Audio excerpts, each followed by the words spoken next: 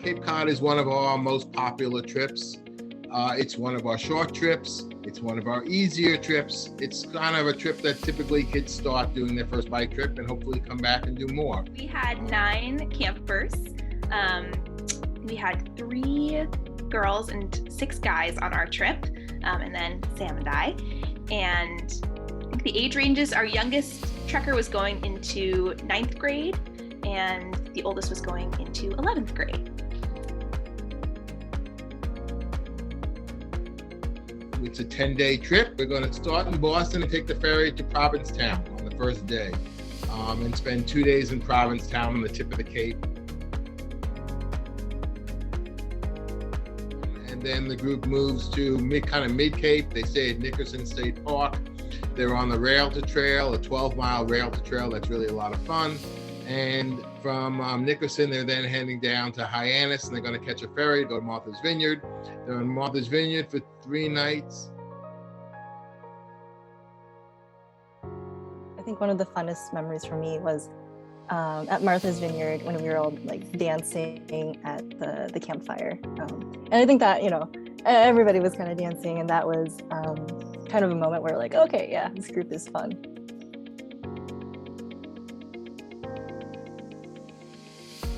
And then the group takes a ferry to Falmouth, and they bike directly north to Sandwich, Massachusetts. It's kind of the beginning of Cape Cod.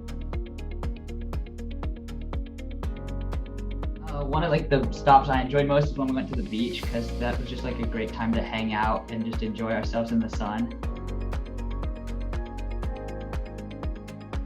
One of my favorite places was the cabin, the family campgrounds where we slept in the cabins, because as Samantha already said, is that we had a dance party and it was so much fun. And we also actually ended up going to a drive-in movie with our bikes, and it was really spontaneous and fun.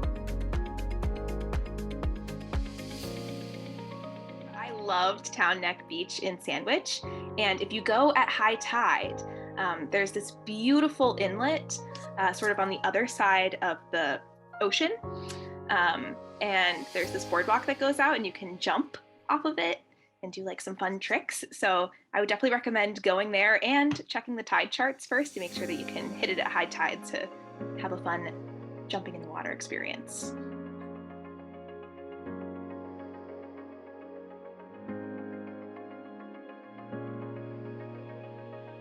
So we would wake up pretty early. I think we woke up at 6, but we got breakfast at 7.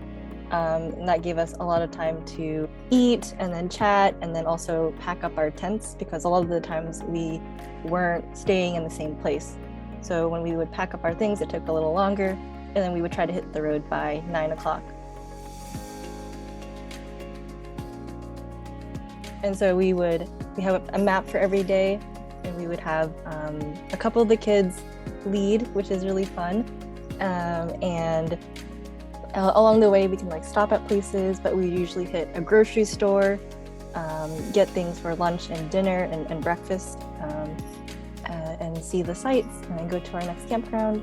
And sometimes if we got there early, we could go to the beach or do fun activities. There were other assignments for the campers besides leaders, so everybody had a role every day, whether you were the hydration hype person, or responsible for cooking on a cooking team, cleanup. So there were lots of different roles, and everybody swapped through all of them, had lots of different turns to try out different responsibilities. I think the longest day that we had was 36 miles. And so I recommend you just take a few longer distance, just small or around your town, bike trips before. There's a system for when you have to take turns so that you know which way to go. It's very your own pace. There's leaders that set the pace and everyone goes at that pace, but you can also, go behind.